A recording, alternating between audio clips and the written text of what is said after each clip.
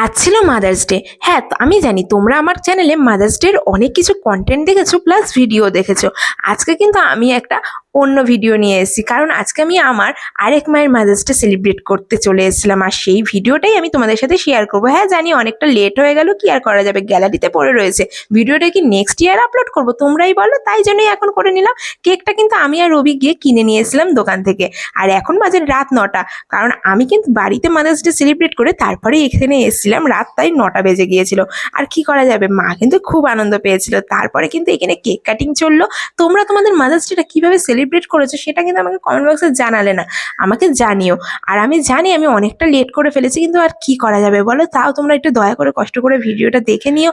আর আমার ভিডিও তোমাদের কেমন লাগে আমাকে একটু জানিও। দয়া করে আমার চ্যানেলটা একটা সাবস্ক্রাইব করে দিও, একটা লাইক করো, একটা শেয়ার করো। আর এই কেকটা কিন্তু দারুণ ছিল খেতে গাইস, জাস্ট অসাধারণ ছিল। আর এইভাবে কিন্তু তোমরাও তোমাদের বাড়িতে মায়েদের